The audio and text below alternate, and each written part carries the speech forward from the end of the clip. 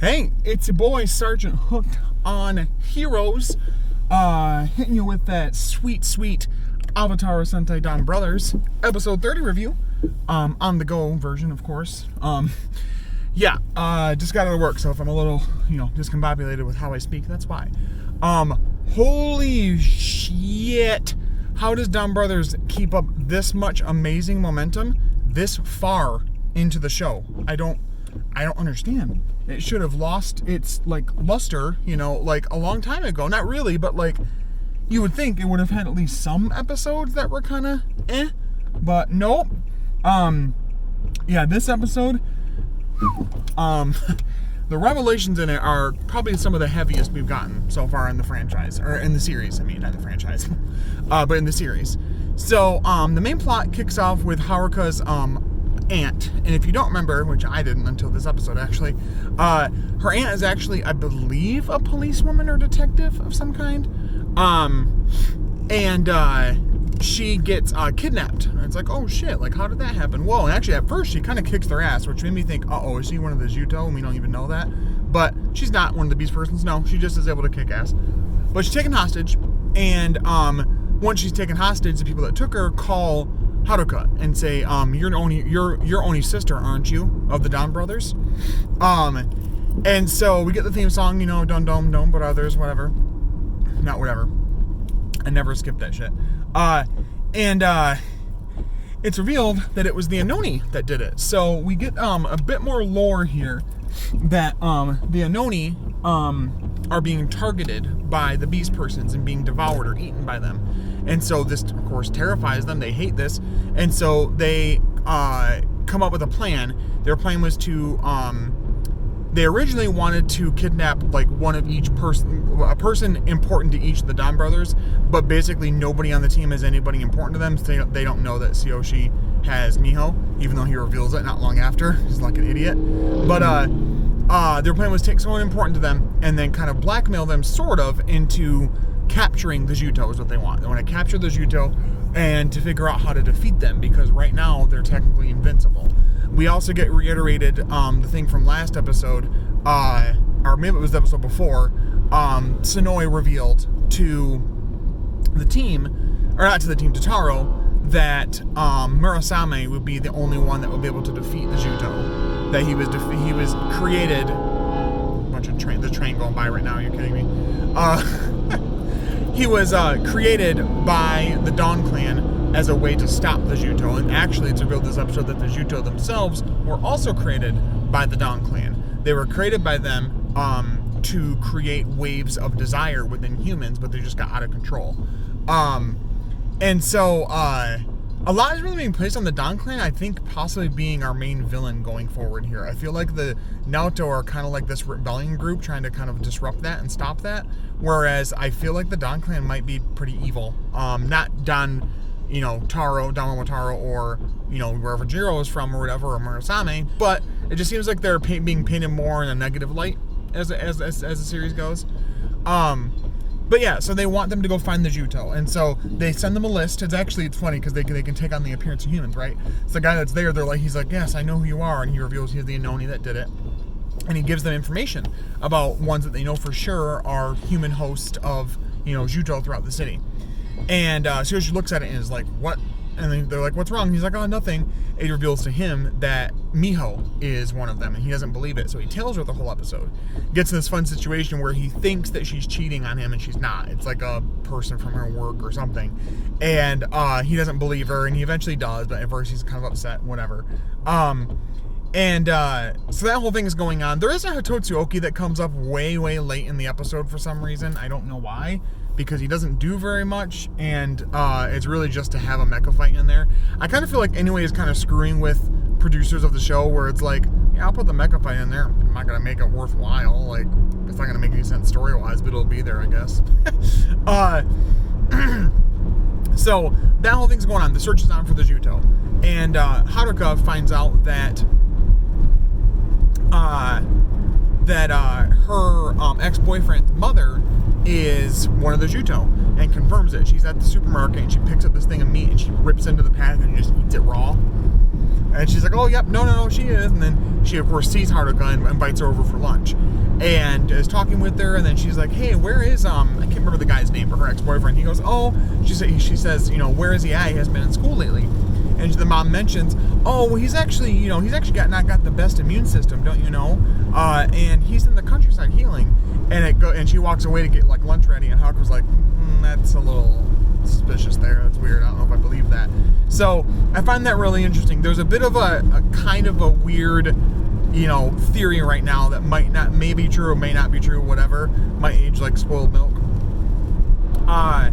that the ex-boyfriend is the human version, like the human inside the suit of Murasame, which I guess, but I don't know, it's not really been made clear that Murasame is a human underneath there at all.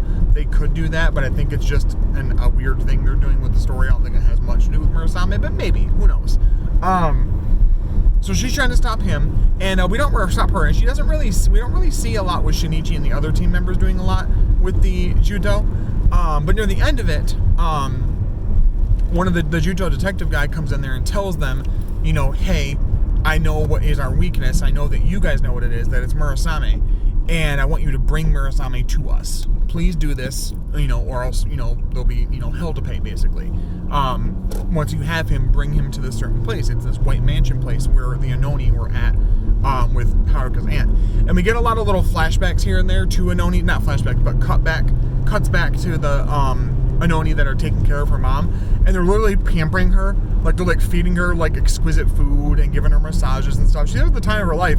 Then the Juto attack and end up killing all the Anoni there, and they almost go for her mom, but her aunt, but they stop and like grab some information from her purse or something like that. Somehow they get some information there, maybe what the Anoni were gathering, and that's how they come back to DonBro and say, hey, bring Murasame, blah, blah, blah. We also get an interesting scene where Sononi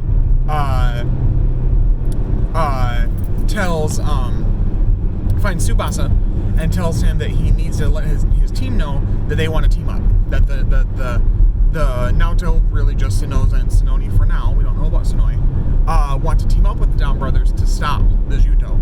And that they have Murasame and that will help them. And of course, he's actually not even seen Murasame yet, nor does he know a lot about what's going on with the Juto, really. And so she tells him to deliver the message. He goes to find his team. He's like, how am I going to do that? I don't even know who they are on Transform, which is interesting, right? Because that's been the fun thing with him, is that Inu Brother does not know who his team is in their civilian form, and the team themselves have never seen Inu Brother outside of being transformed. It's an inverse thing they got, right? We'll get there. So he's like, I wonder how can I contact them? All of a sudden, the Hitotsuki attacks behind him. It's a weak plot device to get the team together and him to tell them the message. So he tells them, and Taro is fighting the monster and then kind of runs off and gets stopped by what's it called? Miho Natsume, right? Miho Natsume, Crane Juto, whatever. So we get some pretty big revelations here. She reveals that there are multiple different types of Juto, that they were created by the Don Clan to create waves of desire within humans, and that they got out of control, and that Murasame was made as the solution to stop them.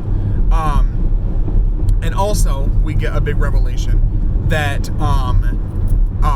that she's a little bit more sophisticated than most Juto, that the cat Juto are all about just basically making more of themselves and like causing pain and misery, whereas the Crane Juto, like her, weave stories. Makes sense for her to say that they weave stories, because she's weaving a story right now of, oh yes, Yoshi, I'm totally Miho, and I love you, and I'm your wife, and you found me finally, and we're together. Not clearly giving two shits about Natsume at all. Also, where is Natsume? Was she like absorbed? Is she in some other like dimension? Is she in the place where Jin is at, where Taro's adoptive father is at? What's going on there? So she reveals that when the Juto takes on the appearance of a human, they copy their appearance, that it connects them, and that if that Juto dies, the human original host person that they got the appearance from also dies. Which was pretty shocking to me that they were going to go that route. I mean, not really when you think about it, because it's anyway, so of course it's not going to end happily. And there's like a bunch of different ways it could go. But we'll talk about that in a minute. So, big revelation for Taro, and so when he finds this out, he goes back to the team, and they're about to, along with Sonoza and Sononi, go fight the Juto, and they get stopped. Before this, we also see that Sonoza has learned, because last time he sealed up the Ninjork sword, the Murasame sword, with some, like, manga pages, basically. He's somehow been able to, like, gain control over Murasame. I don't know how it works exactly. It's kind of odd, honestly. But, yeah, he's gained some, like, control over it. He even uses straight uses the attacks on it, like, spins it. 1 shark, 2 sharks, 3 sharks, shark herd. And it, like, sends a bunch of sharks, to attack the DonBrothers, because he gets pissed at them, because Taro stops them. He says, nope, it's a command from your leader. We need to stop this. We're leaving the Juto alone. And I think part of it's meant to look like he's, like, siding with the Juto, but really he's not. I think he's trying to figure out what he can do to help the people that are connected to each of those human hosts, the human, like, appearance host of all those Juto. Now that he knows that if that Juto dies, so does the person. So yes, that happens, and then the Hitotsuki comes back into it. Jiro comes out of nowhere as well, fights it, and destroys it along with Dano and Taijin. And afterwards, Inu Brother demorphs or unhensions, untransforms, whatever. And as soon as he does, turns around, looks through the window, because Natsume slash Miho slash Green, Juto is there. Because she goes inside to stop. She says she's going to stop the Juto. Earlier she said that's Taro. And so she goes in to stop them, and she actually gets knocked out by one of them. So he finds her, and she wakes up, and he hugs her, and he sees not only Kiji Brother turn back into Tsuyoshi, so now he knows that Tsuyoshi is Kiji Brother, but he also sees Tsuyoshi holding, Miho slash Natsume. Miho to him, but Natsume to Inu Brother. So he gets to see, oh shit, like, what is she doing? How could she betray me? She's going under a different name. Like, you see the shock on his face and what's going to happen. So I was pretty impressed with this episode. They really had the balls to do it, and I'm happy about it. I'm quite worried and scared what this means for the future, and what they're going to do. I have a few theories on it. If there's some way that she can just bring Natsume back from wherever she's at and let Natsume be with Inu Brother and, Miho stay with Tsuyoshi, because she does seem to honestly be, like, legitimately happy with him. Or if there will be some sad thing where neither one of them will get to be with her, or one of them gets to, and, like let's say Tsuyoshi, and they follow up something with the whole thing with, clearly, Sononi has a thing for Inu Brother. I wonder if they'll do anything with that, where it won't work out with him as far as him being with Miho or Natsume or whatever, and they'll push more on Sononi being the one that he falls for.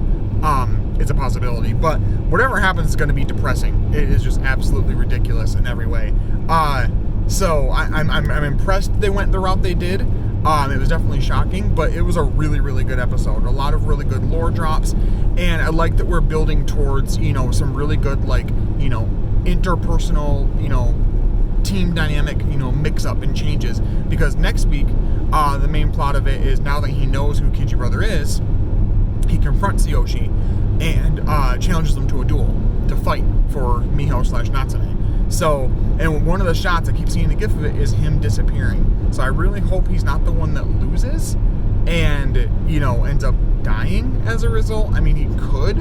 I mean, we saw Tsuyoshi be pretty, intense in the one episode where he stopped the Hitotsuki guy. But anyway, thank you so much for watching and subscribing and commenting and all that good stuff, liking, all that good stuff. I'll definitely give the episode probably a straight 9.5 out of 10. I loved it. There are probably actually a 10 out of 10 just based on the revelations. Really liked it. Loved the story. The revelations, the secrets we got in this were great. The interpersonal dialogue between the characters is awesome. And I like that now all the primary factions mostly know about each other and are aware of each other's existence. I think that's really good. Took a little while to get here, but in the meantime, we've gotten some really chaotic, awesome, scenes and episodes that have been super entertaining, so I'm not mad about it. But let me know in the comments, did you guys love it? Did you hate it? In the middle? Wherever you guys sit. But until next time, stay hooked on Heroes. I will talk to you later. Bye-bye.